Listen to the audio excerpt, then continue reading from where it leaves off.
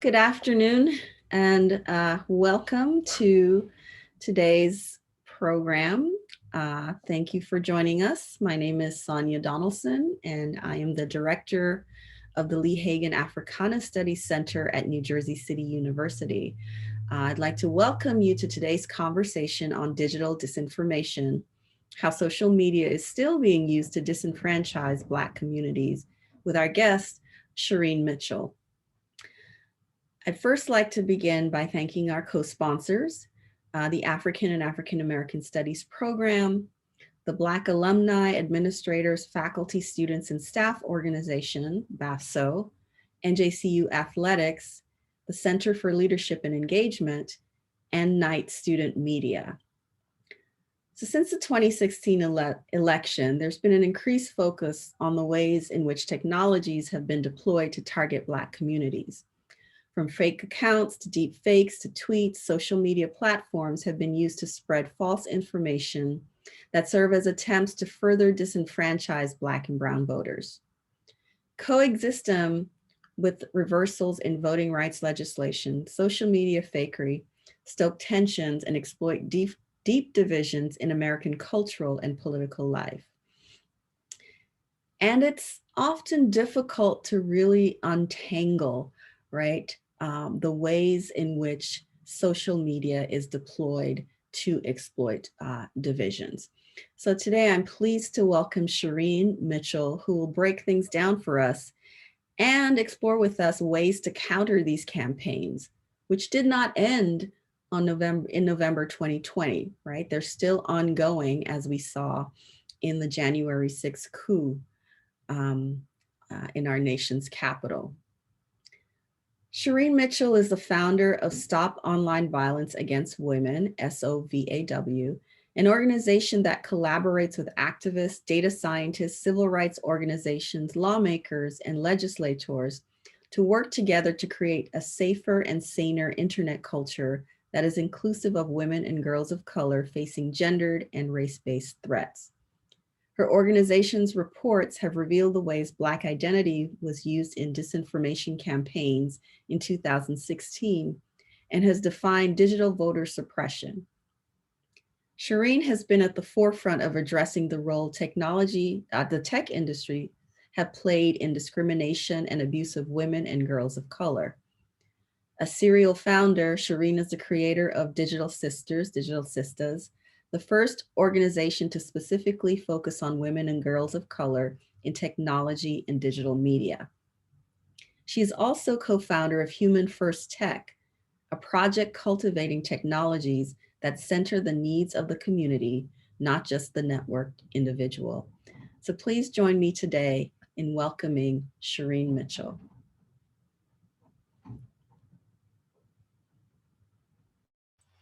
Thank you. I was like, did you get the long bio or the short one? That was the short one.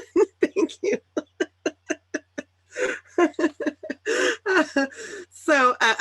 I'm so glad to be here. Sonia and I have known each other for a long time in this space, both from a tech perspective as well as a journalistic Black and tech perspective as well. So I'm thankful to be here, and I'm definitely hoping that this, as this recording is being done, that this gets shared and other people get to see it as well. And this is an important topic, and we've been tracking this since like 2013 about a lot of things I'm going to talk about today. And I'm going to go through a couple of slides, but my hope is that as I'm going through this, you have questions. You can ask them. I have a couple of images that I'm going to show as sort of examples. But the first part of what I'm going to do is like get us on the same understanding about what disinformation is, and then understand why it's the specific targeting of Black people and Black women in particular is the key reason that this is being used and weaponized in the way that it is. So I'm going to share my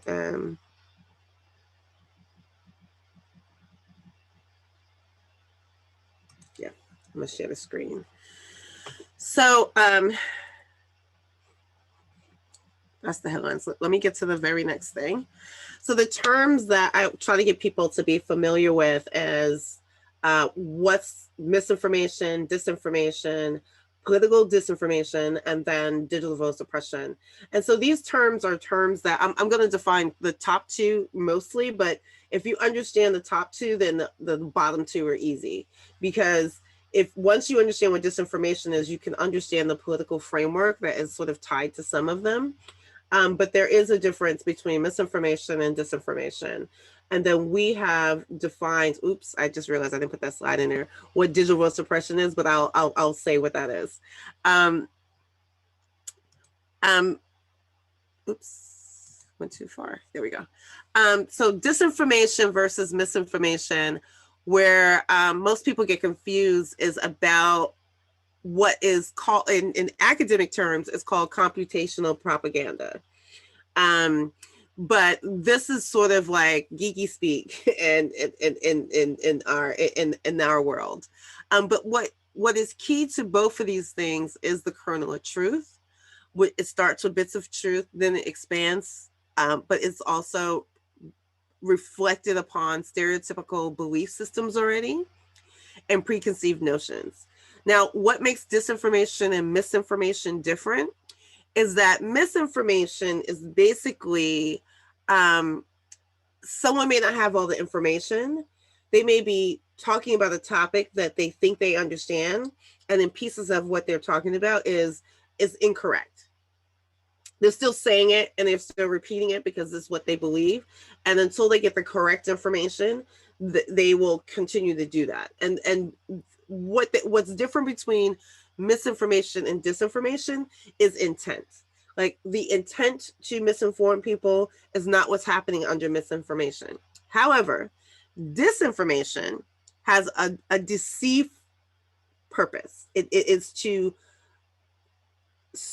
share information specifically to confuse, incite, or deceit.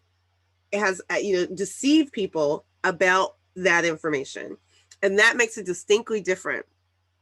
It still uses the kernel of truth, and those kernels of truth is being used as sort of saying, well, we have the facts. So here's the kernel of truth, and the rest that they're telling you is all false, but it feels like it's kind of true because that kernel is in there. And most people sit on that kernel that they're used to or they're accustomed to, and the rest of it they'll just accept without doing any additional research. And so that, to me, is like one of the key problems that we have, is that people not realizing that there are people purposefully putting out disinformation because they have an agenda. And that's what's different between misinformation and disinformation.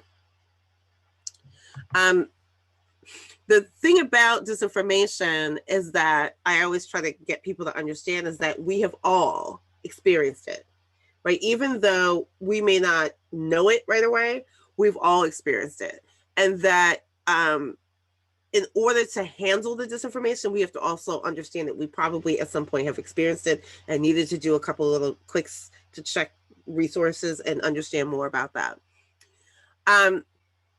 The other piece about disinformation is that there's a purpose. There's an intent behind it. There's a goal at the end of it. You may not know what the goal is, but you're part of the cycle to get to that goal. It's always being repurposed. It always changes. The disinformation that we've been tracking since 2013 is completely different in 2021. But the intent is the intent is still there. How it's happening, the way it happens, the tools that are being used has changed over time and will continue. The people who are doing it will change over time, but it will continue. The other key thing is that it's not new. It's like we've always had to deal with disinformation in different forms and purposes, but the difference is the way in which it can be amplified on social media with false amplification, fake accounts, the magnitude of which it can be spread with impressions, with people sharing it. All of that is what makes the disinformation right now so drastically different than anything we've ever experienced before. And the other key to this is that there are instances, like I'll talk a little bit about some other campaigns, that sometimes it starts foreign, it ends up domestic. Sometimes it's domestic and it ends foreign, but that both are happening at the same time. They're not separate.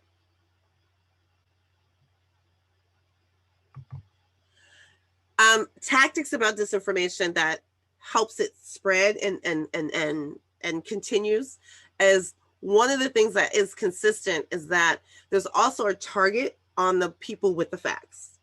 So the fact producers are the highest target.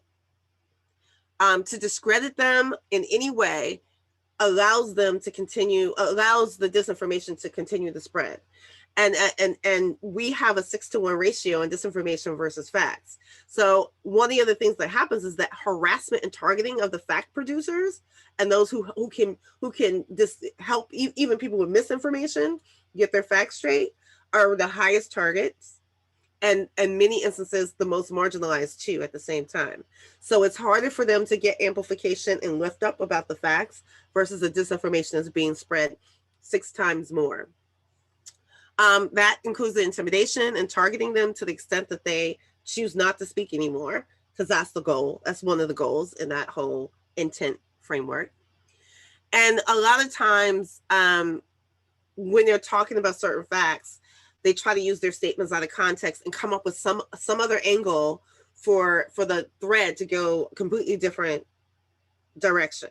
So you start it with a debate over a fact, and then as that conversation continues, all of a sudden there are legs underneath that goes into other conversations that has nothing to do with the original conversation, and that's also intentional. It's to dilute the true context of the facts. Oops, sorry. Didn't mean to do that. So who's most impacted? I already said that marginalized and those who are particularly marginalized in a dominant cultural society. The issues are rewritten in many times as facts and historical narratives. So it's like a revisionist framework. And the other piece is that those who believe their ideologies aren't harmful are the ones that help spread it, because they like, this is just what I believe. And so there's this sense of like, well, since I just believe this and I'm an individual, then this thing has to be a fact. And that's what's problematic about not only misinformation, but disinformation, because people believe that their preferences, their upbringings, the things that they were taught over time are just simply facts. And that's it. They don't have to do anything more to understand that. Okay. And so the challenges with this is, one, people acknowledging that disinformation campaigns exist and there's an intent behind it. This denial is also part of the weaponization. The concerted efforts need to be deployed regularly to counter these narratives, but we haven't gotten there yet. We're still working on people understanding that there's the actions that need to be taken to help counter that 6-to-1 ratio. When disinformation is falsely amplified by influencers and celebrities, it's harder for us to counter the spread. Data scientists and disinfo nerds do exist, and we spend our energy trying to combat this. And when situations are happening, we need to bring them in. And again, they're the fact producers that are usually targeted, and that's something to think about. In many instances, minor internal community debates, and in some of this conversation, I talk about the diaspora wars. Like, the diaspora wars have been going on forever. However, they're minor internal community issues. And what happens is people typically use that minor issue and which is where we are now, and amplify that as if it's the major debate in those communities. Or the major issues in those communities. And that's one of the things that has sort of helped amplify a lot of the disinformation we're seeing now. And if you're not familiar with the community, you don't even know what the buzzwords are or the key things that they're going after, or that kernel of truth that is part of a belief system, you'll miss it. Like, a good example is like what happened around using socialism in Florida. Like, there's a cultural narrative that goes to a different community about the word socialism, and people use that and then use narratives that fit that community. So if you are not familiar with that, you don't even get what's happening in terms of the messaging. There's a lot of lack of diversity and cultural competency to understand that, as the example I just gave. So other people will spread the disinformation because they won't get the cultural nuance of some of that language or the content. A lot of it's based on stereotypical and sort of belief systems. And if you're connected to an organization or a campaign, I always say to people, like, one of the ways to help fix this is to have a disinfo arm. And most organizations and entities can't imagine how to do that or form that, or even that is needed, especially now. It's really interesting because I keep trying to tell people, like, you need someone who's focused, if it's just a single person or a whole department that's focused on disinformation. And I've also recommended this to every person I think is running for office and every organization that is working on issues. So when I said, when we're talking about the fact that we knew more early on about the targeting of Black people, the reason that we knew is because when we were finally, everyone, was given those 3,500 ads that came from Russia on Facebook, from the, from the troll farm, the IRA, the Internet Research Agency. Even that name is like, it's so interesting because people don't even get it. It's like, even using those terms, it's like, they're researchers and they're an agency. Like, that part of it is like, you wouldn't think that this is a troll farm, right? But it sounds like it's something legit. Those are the other ways in which disinformation spreads, because the organizations or who, quote unquote, is spreading that disinformation sounds like they're doing the right things and you're going to get the right information from them. But they were an entire troll farm. And I say this with you knowing, for you to know, I've spoken to some of the people who work there. Like, I've had conversations with them. So it's like, it's very interesting to sort of see the through line about what happened in Russia and what we're doing here in America right now. But I show this image just to say that what we did was we took those 3,500 ads and looked at the nodes and linkages between them to see how they were connected and the ways they were connected. And this is one of the images that we came up with. And you can see right here in this web, this level of intensity of the light colors, and then these other pieces that go out. And if you want to later, maybe towards the end, I'll show you the actual visualization, but I want to try to get through the slides first so you can kind of understand. So when we did this dump and looked at it from a data visual perspective, you can see not only the intensity, in other words, how much they were targeting Black identity. They were targeting other communities too, by the way, but the level of intensity in Black identity was over the top. And again, those 3,500 ads was just a snippet of what was actually being produced during 2016, up through 2016. And this is just one example of looking at one of the nodes, like looking at Stop Police Brutality and looking at the linkages towards from there, like Martin Luther King. You can see some of this African-American, and some of these go further in terms of the terms. It's like, it's African-American history, African-American civil rights, it's basically making sure, even the color, Pan-Africanism, and you can see Black nationalism, police misconduct, police brutality, which is really interesting. Even though Stop Police Brutality is one of our high intense ones, you can see there's like a small linkage to police brutality, which is something connected to that, because with the ... But it's just, these are the examples I try to share with people about how easy it was for us to see, right? Because they were using Malcolm X, they were using Martin Luther King, and all of these things in different ways, Black consciousness, to target Black identity, to gain trust, and then spread the disinformation. So these are just some examples, and these are political examples mostly. But the key here is, what we tried to do was show how even politicians were helping to spread the disinformation.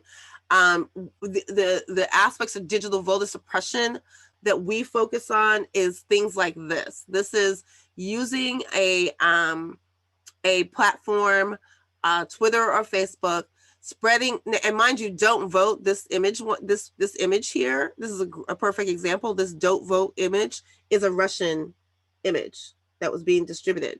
an American with a blue check, who happened to be a Black male, was spreading that. And so this is the difference between like it being foreign and then it turns domestic, and how where the amplifications come from. And this was a real person, a white supremacist, was spreading this one about Hillary back in 2016. And then as Kamala started to run for office, we saw all these other images and disinformation campaigns around Kamala, including this one that kept going around with this man who isn't even her father. Right? And they're having this conversation about her parents, and this man isn't even her father. And so that's the kind of thing. And I try to share some of the blue checks so you can see these are real Americans. These are people who have been in these spaces, have been checked. So this spreading isn't just about the fake accounts or the bots. It's about when other people pick it up and spread it. So these were just a few examples there. And then one of the campaigns that we were doing was trying to counter the Stop the Steal campaign. Now, here's the thing. Most people don't realize the Stop the Steal thing came from before. It was a hashtag campaign that came before and during the 2016 stuff. So by the time people said, well, Roger Stone or so-and-so, and then ended up to the insurrection, no, it was already seeded from outside, and we took it on as a full campaign. Another aspect of that is like Walk Away turned into a domestic organization on these platforms. We have partnered with Reality Team to just kind of share some of those memes and images to try to counter it. This is just one example that we were trying to use to counter some of these things about illegal votes, about what the Stop the Steal is. And it was just really simple. Stop the Steal is a lie, period. Right? It's just really, really simple. And so those are the kinds of things I think were key aspects of some of the things that we were trying to navigate through. And so where we are now, I hope I didn't skip. Hold on a second. It feels like I might have skipped. Yeah, skip 12. Why is it skipping 12?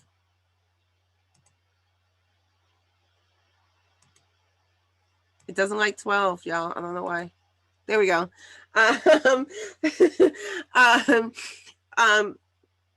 So when I talk about impact of things like this with Stop the Steal, we tracked this all the way from like in 2020 when it was being used to weaponize from Philly all the way to where we ended up. Like it had lived in different corners and then got elevated again at different points. But one of the big ones was leading up to the runoffs. It became a real world violence issue for those who were trying to get out the vote during the runoffs. And so that was one of the key aspects. We're trying to get people to understand that how far Stop the Steal actually is living. It's still living and breathing. It'll have another life at a different point. I'm certain of it. But then how this is used now, not only as the violence and the targeting of the people who are trying to get out the vote in Georgia, who are particularly, or especially the Black women, like the constant push about Stacey and New Georgia Project, which is now like there's lawsuits that are happening that they now have to face, all based off a disinformation campaign. Like this is real world impact of a disinformation campaign. And so I try to get people to understand is that some people feel like there's a distance between what you say, what gets said online versus what actually happens in real life. And all of it's connected. And I try to make sure that people don't separate them. If you see this disinformation, it's being spread by real people who believe it, and some of which will take actions. And those actions can be legal actions or violent actions. And so leading up to where we are now, the big ones targeting the Black community right this minute, outside of the voting stuff, which is still happening, is the false information around COVID. And we've been tracking that since COVID landed here in last March. And one of the things that was being spread in social media was this handwritten note that had a list of things to tell Black people who and what to say no to, right? No, the vaccines was top of the list. Now, mind you, this was already out when the virus first got here. So that was already a thought process of a plan, intent even before the vaccine was here. This came out before we got to the vaccine. So what you're hearing now about the vaccine is just the way in which that disinformation moved to something a little bit more concrete because they can talk about it. But it was already on the top of the list. Testing kits, top of the list. Basically telling people not to get tested to see if they have the virus. The Bill Gates drama that he already knew, and he was part of the reason why it spread. That went across the globe. Again, say no to Fauci. Why? Because who's telling the truth? He's one of the fact producers. So he's although he's number 4 on the list, he's on the list. And then they went into the Communist Party in China, basically saying don't trust the CDC, don't trust Bill or Hillary, the WHO, WHO, the UN, and then TV and mass media. If you think about this, that's everything where you can find facts from is on this list intentionally, so that you don't, so no one who would believe this or share this would believe anything that's happening around the virus. And this is from the start. When I shared this with a couple of people, they were like, really? I was like, yeah, this is what's going on. And this is being spread in the Black community. And in these instances, most of this, unfortunately, is being spread by Black men. And then, you know, when I say that this, you know, the video that I have this headline for, that was the Bill Gates video. And you had Black celebrities like Ice Cube and Cedric the Entertainer sharing these videos. And, you know, like I had to like go to my friends, like, I don't know these people, but whoever in Black media know these people, tell them to stop, like get at them. Because this is ridiculous. But that was, and so where we are now is all these levels of that disinformation around COVID for the Black and brown community, who, by the way, is impacted the most by this virus, right? My conspiracy theory about some of this stuff, and people, you know, get a little uptight about this, is that if you think about some of the steps that are used or chosen, it's like some of these people want this virus to spread because they do want Black and brown people not to be here. We're like, that helps them with their models of what they think the society should be. So having to spread this kind of disinformation and lack of trust helps them. I mean, Robert Kennedy Jr. right now is using his name recognition and going after Black pastors and talking about how this virus is going to affect Black boys as this continue to spread this disinformation. That's a real person, someone who has history in our community, and is actually doing this with this intent. So it's very interesting to me about how, you know, people don't connect dots like that, because part of Robert Kennedy Jr.'s kernel of truth is his name, right? He can say almost anything because of his name. So that's just one example. And so I'm going to leave it here because I think there are a couple other questions, and then I can go back to like the screen share of the data visualization after. But I did want to make sure I was leaving space. I promised myself I was timing myself at least 30 minutes so that people can ask questions and we can do a little bit of back and forth.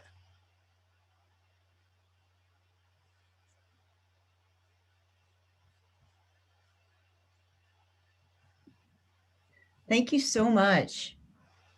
I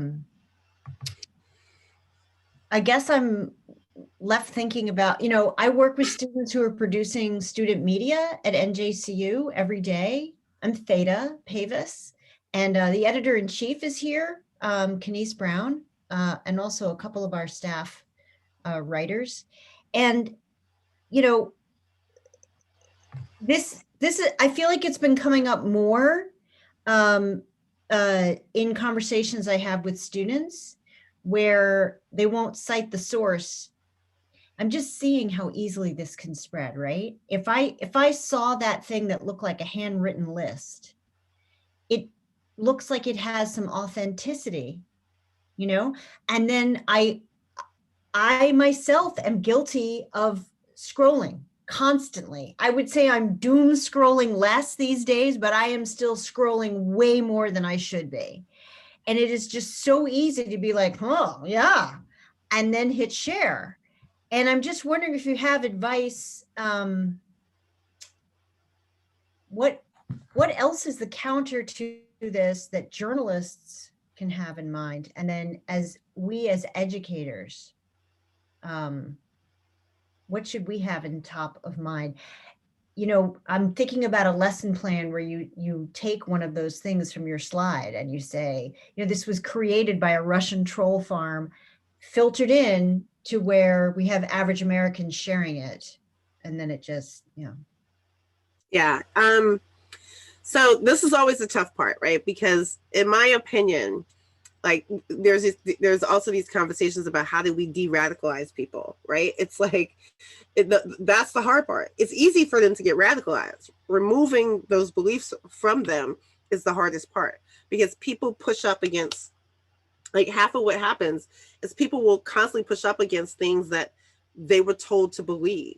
So if they were, it's like this immediate sense of like, I've believed this all my life, and here you are telling me that I'm wrong.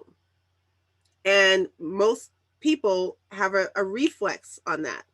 The same way they have a reflex, and that reflex, by the way, is like halt, right? It's like stop. You can't push me past this. I'm gonna dig in. I'm gonna stand here. The other side of that is, if you are hitting on the things that they believe, instant. They'll share it. They won't dig in any deeper, and they won't check facts. They won't ask questions. They won't question it, especially if it comes from somebody they know, right? It's all of those things that is like, that's the instant. And what I try to get people to understand is that you have to, at some point on the baseline, understand that some of your belief systems is what this is what this is about. And you may have to sit a little bit and check your own belief systems. Like, that's number one, right? The second part is, if it's evoking an immediate emotion, that's, you hit pause. The minute you feel like no matter what the emotion is, anger, sadness, frustration, whatever it is, the minute that information is coming at you and you feel a certain kind of way, pause. Because that's when you need to read a little bit closer, dig a little bit deeper, and go back and do some sourcing. Because the goal of the disinformation, with those who have an intent and have a goal at the end of it, is to just make sure you're not asking any additional questions and keep moving it. Because they can't afford to have any more fact producers, right? The only way for the disinformation to keep going is to make sure nobody pauses to ask more questions. Because if you start digging underneath some of that disinformation, you do get to the kernel of truth, but then you actually can look up and see all the false information. And so for journalists, which is always a very tricky spot, because I have through this entire time, one of my biggest challenges is media putting disinformation in headlines. Like, that's one of the biggest problems. And so if you're trying to counter the disinformation, but you put the disinformation in the headlines, people don't click through the paragraph 3. Because that's where the real information is. It's about 2 to 3 paragraphs down. No one's going all the way to the 3.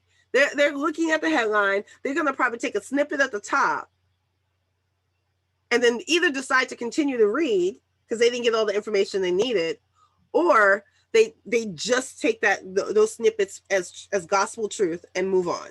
Right. So for students, like, so if the story is about people saying that votes were stolen, but the story shows you that it's everyone's investigated all of this and no votes were stolen. But when the media organization puts opponents say votes stolen, yes, that's the headline. That's the headline. That's what gets shared and snapped, and yeah. Yep. That's part of the problem. Yeah. Because as people keep saying the word fraud, it's like, that's the thing that's living. Yep. That's what's living. And so when that part is living and you're just feeding it constantly, right? Instead of saying, something along the lines of, this is voter suppression. Opponents are participating in voter suppression. Opponents are participating in digital voter suppression. Get that out there, right? And then get the rest of the story that goes into why that's happening and where it's happening at. If it's Georgia, Michigan, or Philly, right? It's to make sure that the key to understanding that even the headline matters. And in many instances, the headlines are also clickbait, right? Because they want the most clicks. And so, and I also know from a journalistic perspective that not everybody who writes their stories get to define what the headline is too. So there's headliners who need to be addressed in some of this stuff. Just them alone needs to be like, that needs to be a whole conversation with the headliners, because I do know that I've dealt with reporters who like, I wrote the story, that was not the headline. Right. And so there's so many levels of that I think is really important to try to navigate around, particularly for students, because one of the things, you have to do with students, to me, is not only digital literacy, but media literacy, in order for them to be able to sort of write these pieces that are fact-based. Alexandra, you had your hand up. Hi. So I had a question. Can you hear me? Mm-hmm. So I had a question about something that I actually experienced yesterday on the news. Well, when I saw it, about disinformation. I don't know if anyone has heard of the rumor that the Johnson & Johnson vaccine has aborted fetus in the vaccine, right? So yesterday, I remember I saw a news report on it, and it hurt me so much because I knew like it was actually the cell lines, but not pieces of the fetus. And so when reporters went out in my area and people in my community, people were like, no, I'd rather die. Now I would rather die than to get that vaccine that goes against my morals. And then you have religious leaders, in Texas and in all these places saying, don't get the vaccine, don't get the vaccine. That's the root of evil. Yet people are dying here. And there was this one bishop that said, well, if you're going to get a vaccine, just don't get the Johnson & Johnson one. But if you're from where I'm from, that's the only one that's available to us. To people of color, that's the one that's being most provided. So how do we talk to our parents, talk to people in our communities, and try to, guide them to the correct disinformation, especially when they have these religious views, right? And these previous beliefs. Yes. I mean, that's the basis of why this disinformation works. And the J&J thing is really interesting because there's also a history with Johnson & Johnson and the things they've done to Black people. So people are getting a twofer out of J&J, right? They got two communities they can spread disinformation about, and two. One also including a religious community about that other piece. And yes, and so this is the part where you have to answer the kernel of truth and then give the facts, because the kernel of truth is what you just said. The real answer, right? But you can't ignore, right? You can't, like, and that's the tricky part. You can't say that this kernel of truth does not exist, because it does. It's like the way disinformation works is like they take the kernel of truth and come up with all these other stories around it. And we're stuck with like, do we admit the kernel of truth, or do we remove that out of the narrative, right? And the truth is, you can't remove it, and that's the hard part. But you can't remove it out of the narrative, and the reason is because that's what the belief system is based on. So if you remove the kernel of truth out, then you have nothing to work from. You would have to come up with a different story, and they're not going to believe that story. So again, you're back up against the foot in the ground, right? Like they're holding tight to the foot in the ground. And so that kind of thing is complicated in various ways. But what I would do is, find the research that backs up what's going on with Johnson & Johnson and continue to share that with your family members. Because as much as they are reading and sharing that disinformation, you need to, again, at least 6 times, right? That's an ad model, right? Ad models are based on the fact that, people have to see things at least 7 times before they decide to buy something, right? That's kind of the ad model of like how you need to counter disinformation. You got to keep producing the facts and putting the facts in front of them over and over and over again. So they see more of the facts than they see the disinformation. Thank you. Thank you. But it's not easy. I mean, be clear, like this, again, trying to convince people what the facts are is the hardest part. In a way, I believe social media platforms really contribute to disinformation because, you know, they don't really take enough action to stopping it. Like, for example, you see so much blog posts and news outlets posting negativity about the Black community.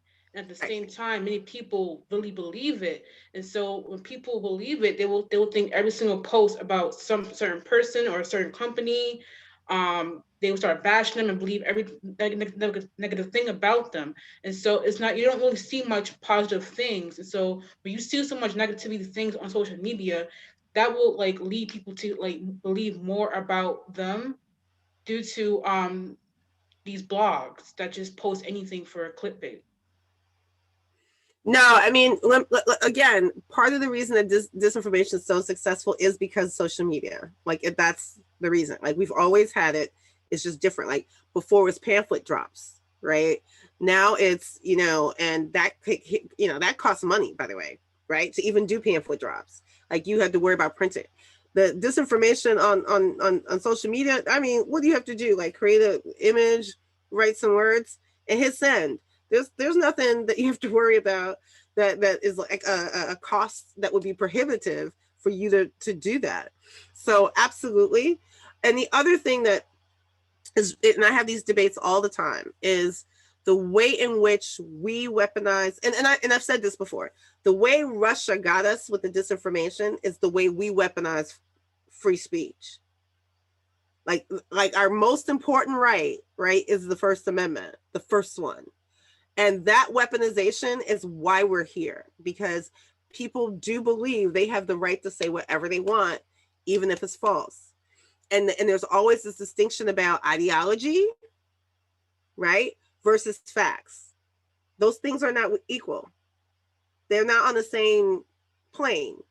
And that is part of the weaponization of free speech, because people believe their ideology is fact.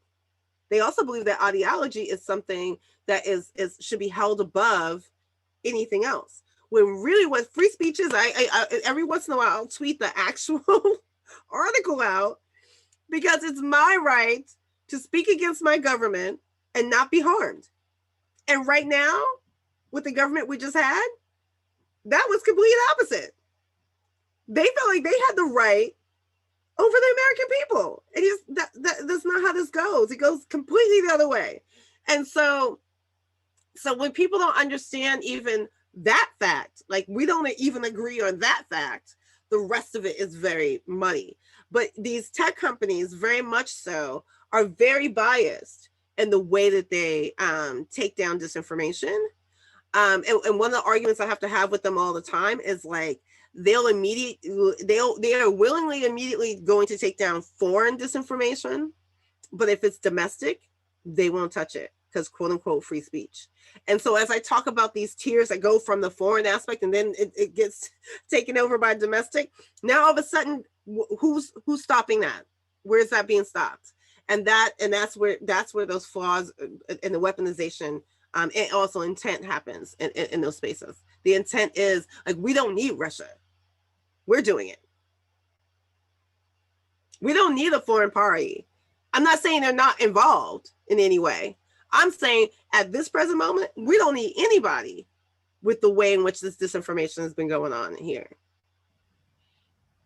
Thank you. I had a question about, thank you, Shireen, for this talk and for doing this, having this conversation with us. Just such an important conversation to have. I'm wondering if you could talk a little bit about the relationship between sort of data gathering, data collection, and then the targeting of particular communities. So what kind of data do they gather? How do they get it? And how do they then use that to target? Yeah. So unfortunately, I say to people, the genie is already out of the, like we're trying to play catch up to the data that's out there already about us and targeting us, right? What like there was an expose Channel 4 did, basically proving that the I call them Agent Orange 45 campaign in 2016 had a what they call deterrence, right? They were using data down to county level, down to like being able to knock on your door and decide what kind of voter you were. And then they had, in doing so, they had sections that were deterrence sections. And so that was, and by the way, that was 2016. So just imagine what was going on in 2020, leading up to 2020, right? They were perfecting it because nobody stopped it or caught it. As a matter of fact, I tell people all the time, right before we got to the end of 2016, there were a couple of stories that didn't get enough traction where Brad Pascal, who was their director of Project Alamo, said, oh, we have 3 voter suppression campaigns. And I'm like, he's saying it like it's just average every day. No one picked up what he was saying. And he had 3 groups, and one of those groups is who? African Americans. Right? They were collecting this data and collecting, and when I say collecting, that included the data they were collecting. And again, people don't understand. When I talk about Project Alamo, Cambridge Analytica and Facebook was in Project Alamo with the rest of that campaign team. So that data was being mined in the same building, and they were sharing it amongst each other as they were trying to influence the election and influence people who would vote. It's ironic that what happened is that people, which is why Stop the Steal was one of the campaigns that they picked up, because they were just trying to figure out a new way to do it with the same intent. Why was Stop the Steal happening in Philadelphia, in Detroit, in Milwaukee? Because those are the places they were successful. They went right back at it with a little bit of a different twist on the campaign. So they already had the information.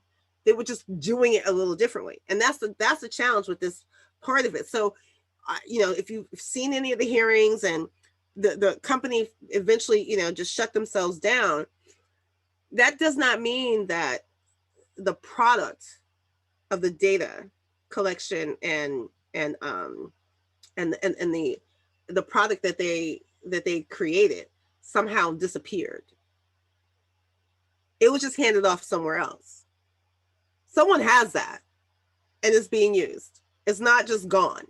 And just because they dissolved as a company doesn't mean the tool hasn't been built and is still being used. And that to me sometimes is the things that we don't talk enough about, because people just assume, oh, well, Cambridge Analytica is gone, so it's over. No, that was just the American arm. There was a UK arm that affected other political campaigns. Even though they dissolved, they was reworking into other groups and other companies, and those people who had that knowledge base just went somewhere else. They kept telling us that they were going to delete that data. There was no evidence that any of that data was deleted. So the targeting isn't going to stop. So that's why when I was sharing like what we were looking at, it's obvious who the targets are. And if you see even all the other disinformation campaigns since then, the ones that we put in our digital vote suppression report was 5 specific campaigns that were designed for only one reason, and it was designed to get Black people not to vote for Democrats. They didn't care if you went to the Republican side. It was just, don't vote for Democrats, because if you vote for Democrats, we can't win. We don't care what you do. We'd rather you not vote at all. Right? We'd rather you not vote at all, but just don't vote for Democrats. And we're going to give you all these things and all these campaigns to focus on one thing only. I would ask people, say, just think about that for a second. They're not saying, hey, your issues are more important over here with this party, with this group, and maybe you should think about it in this way. They weren't doing that. The campaigns were only, do not vote for Democrats, no matter how they were saying it, no matter which group was saying it. And so that to me is when you know that that's some concerted effort as well. and there's an intent there. Do you think the gutting of the Voting Rights Act in 2013 has something to do with what we see as this ramping up of disinformation campaigns? So to me,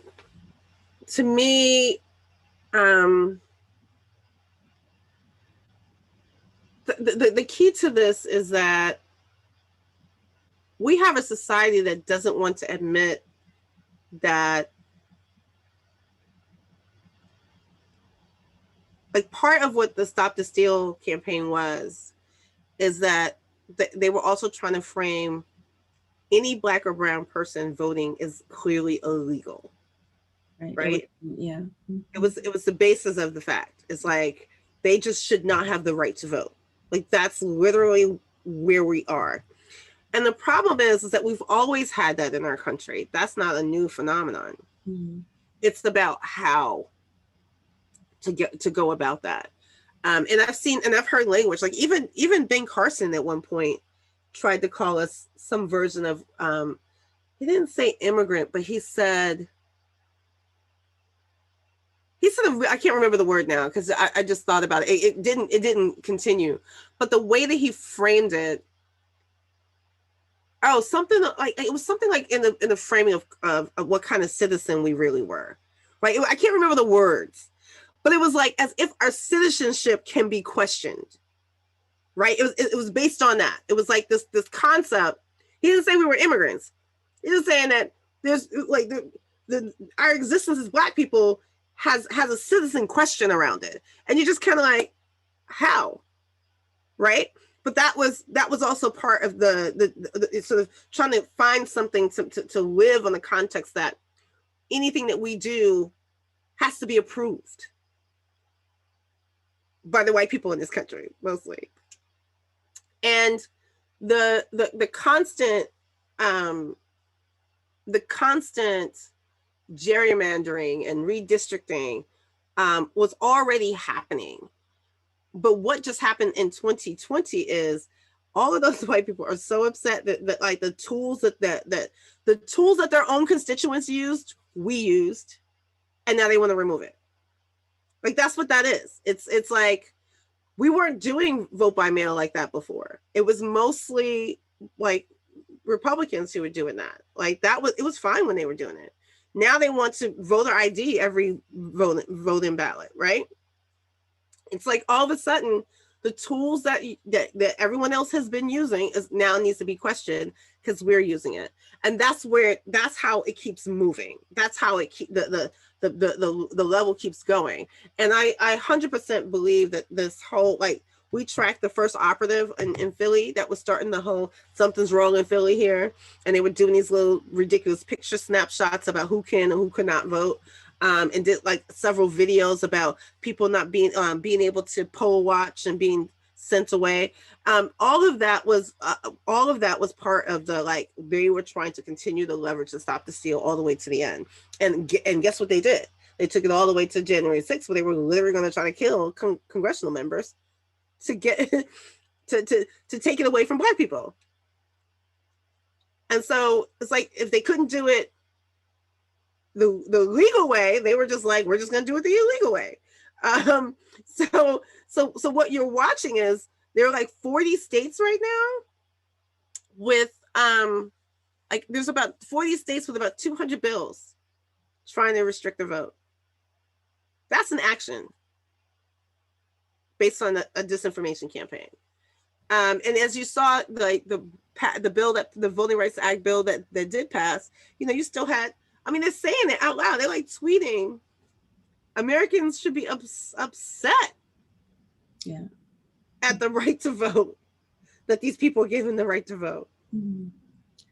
So where does that leave us in terms of the work we have to do as sort of average everyday citizens in terms of protecting the right to vote, and what are some ways that we can sort of manage or subvert or help dismantle these sort of campaigns? Yeah, I mean, this is the part that's like, it's local, right? We have to get on the local levels and find out what those bills are. And I mean, listen, this system is built so that the people who are in the state legislatures are the ones that are going to decide what happens on their state level. They're upset about this federal bill because it's going to strip away some state level actions, which in this moment is in my part, without the Voting Rights Act, we wouldn't even have been able to vote the way we're voting now, right? So at some point there needs to be a federal action, which is what you're seeing them try to take. But I think that people somehow, which is honestly the funny part about this is like, you are watching, I think more people saw how our government worked during the whole Stop the Steal thing than any other moment, because you could actually see all the levers that they were trying to pull, right? They went, like what happened in Georgia, they was like, just find the 11K votes, just find them. How hard is that, right? All of a sudden, right? It's like, you're talking about fraud, but what you're doing is fraud, right? Coming up with 11K votes out of nowhere,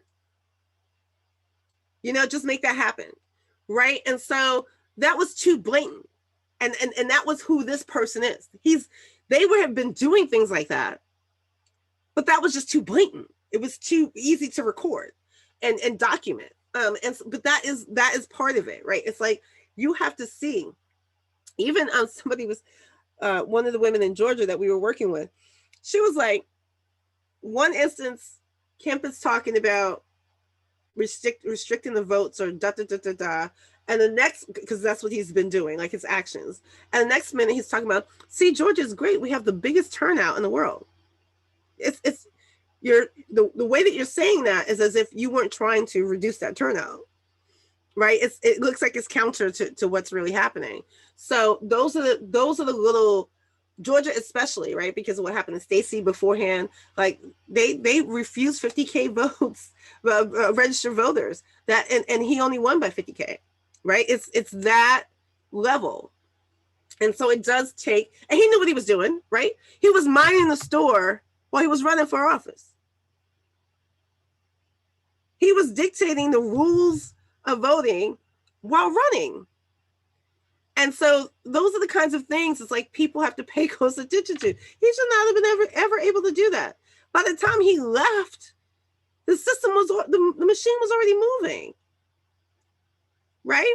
That's why right now, like, Loeffler has a whole organization just targeting Stacey, right? These actions that come from this is the key piece. And so the only way you really know is to look at it on a more state, on a state and local level. The Harris County in Texas, their clerk, he stepped in and he just like ignored everybody and just made sure he made it possible for everyone to vote. The reason why they're after vote by mail is because it's easy. They're trying to take away the easy button. They want you to stand in line because they figure at some point you're going to walk away. Right? That's what this is about. If you don't have to do that, when they were tracking the whole Stop the Steal in Philadelphia, they were like tracking people putting mail in mailboxes.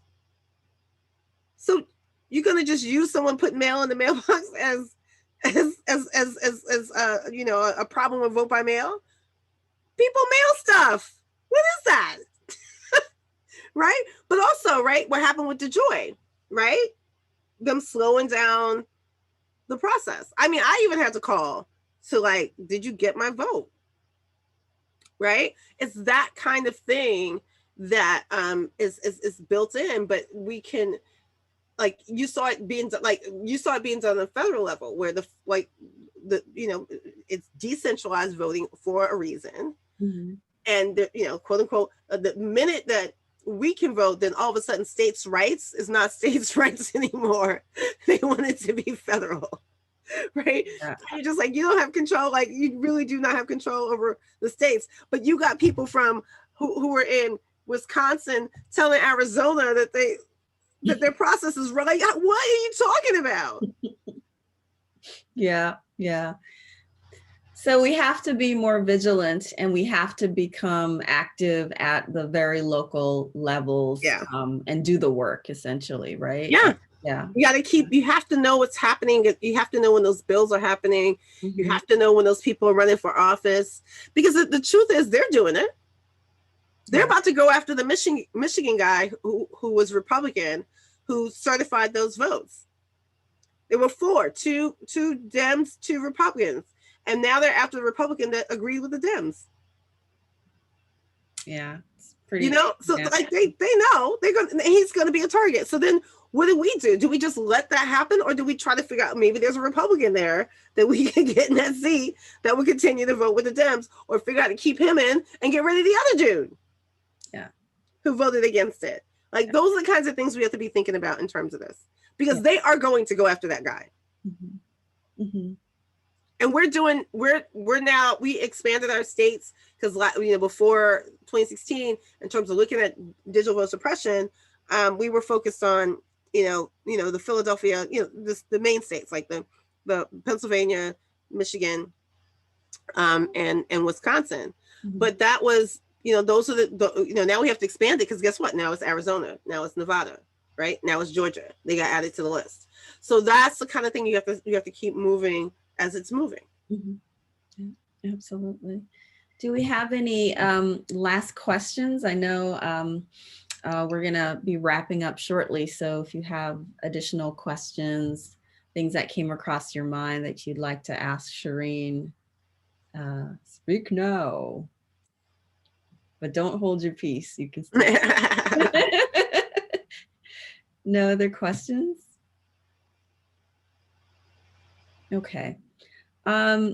So I was really struck by how, and I know you've done a workshop with athletics where you talked about how some of the disinformation circulated, and you mentioned it here too, in terms of like memes and tweets and videos that are being shared by family, TikTok and all of those sites that that are so readily available to us, right? So how would you suggest that we sort of stay alert, or what can we pay attention to with those sort of circulating technologies in the social media space? Yeah, I mean, it's hard, right? It's but it becomes a muscle. Like the thing that people like, Shireen, how can you do the things you do? Is like, yeah, it's a muscle over years of building this muscle. Now I see it and it's like an instant. I know exactly what I'm looking at, right?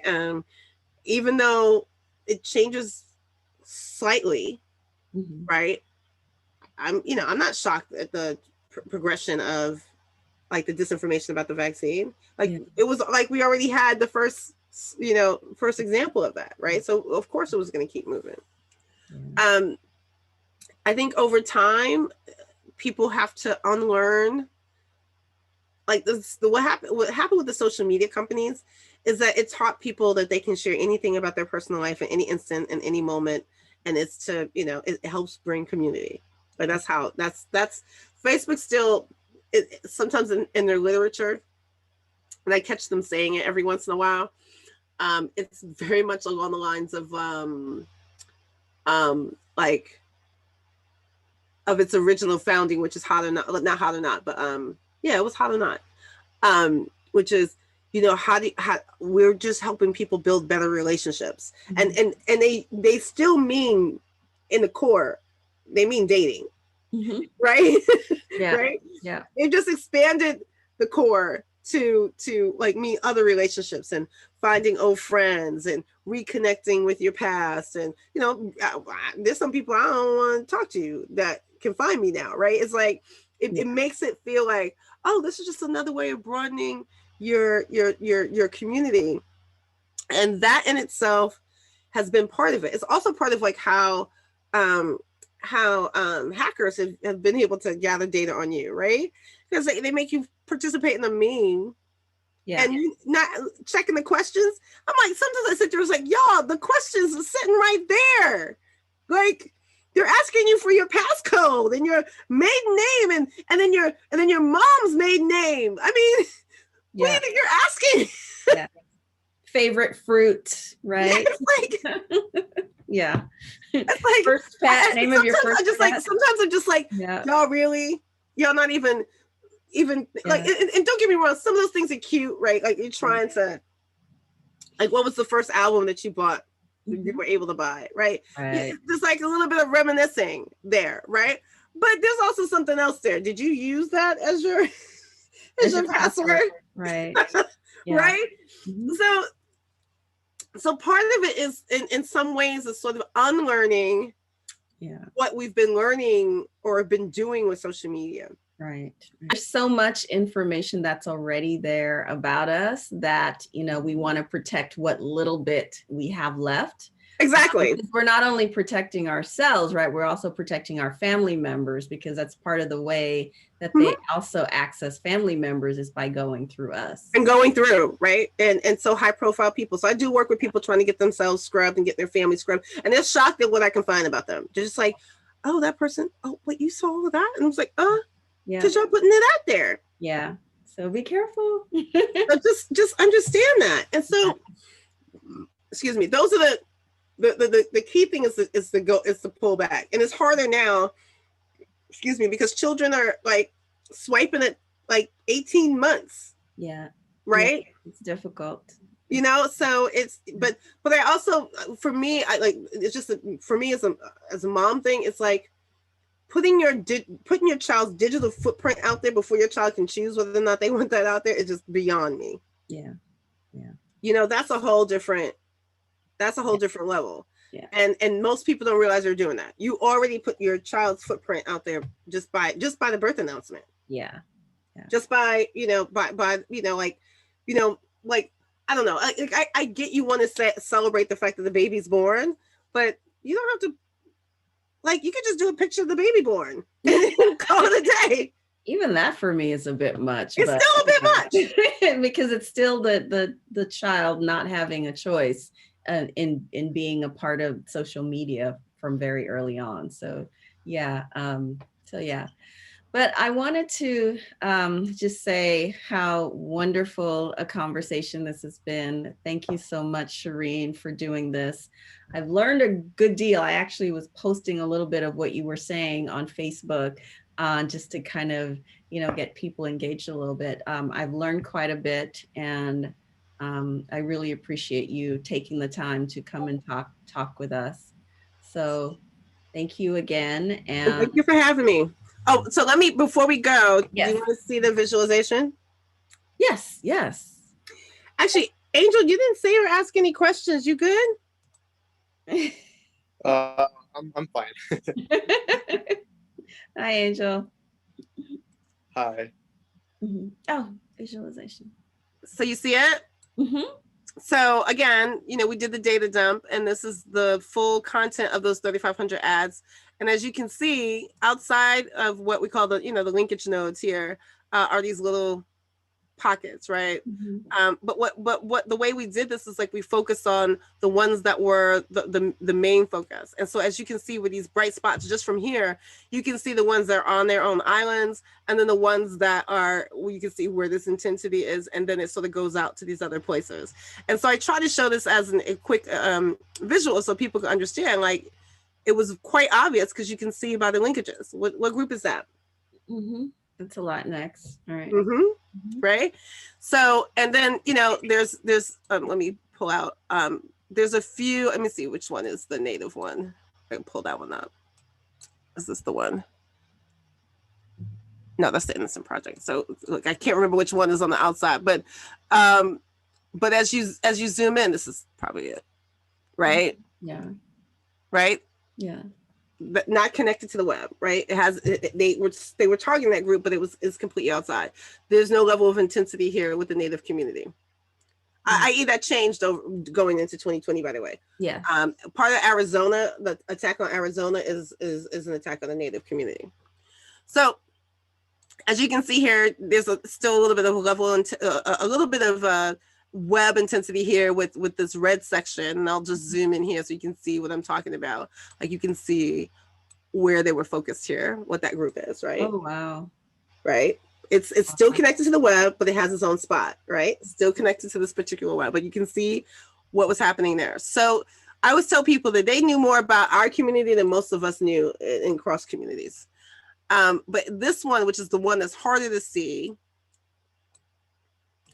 right? But the most clustered and the most intense here, you can see some of these words already, right? So you can see Martin Luther King, you can see Black something, you can see Pan-Africanism. So it gets harder to do. So Black arts movement, really? Mm-hmm. Oh gosh. They were going after every group. But look, Black Enterprise. You see Black Enterprise over there on the side? Wow. Yes. Right. Wow. So you see these linkages, and so the smaller ones are the ones that, you know, they may have hit a few times, but not as high. But if I click on one of these here, like Pan-Africanism, each one of these, if I go to them, is basically the ways in which they linked across, right? So these are the ads and how the ads themselves were linking. And the numbers are what? Are the actual ID numbers of each of the ads. Okay. So every one of these numbers is an ad that has a series of linkages. So when I scroll down, you can see how many there were and see how many impressions there were. And that's the thing about social media, right? It's like the level of impressions and reach is different than just the pamphlet. Here, just plain old, just African-American history.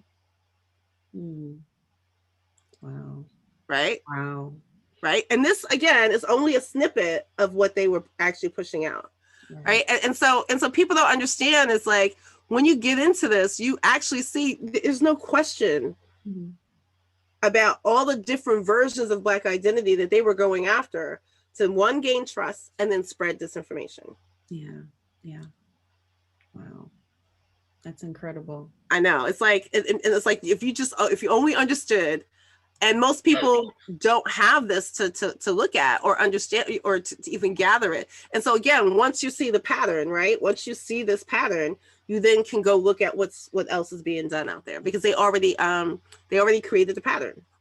And is this publicly available? Is this the visualization? No, it's not publicly available yet. What I was planning on doing was, like, I was gonna do a video. There's so many things I was gonna do, and we had so much work going on. Yeah. So, but yeah.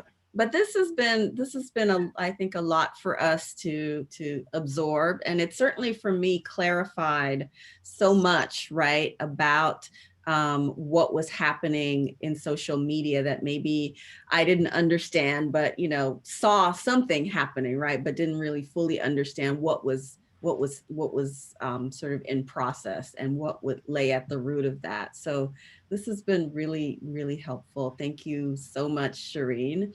And thank you everyone for coming. I know Fridays are precious, and so I really appreciate you spending this time with us. So stay tuned for more Hagen Center programming, and we hope that we can continue to be partners with you as well in that programming. Thank you, everyone. I'll see you next time.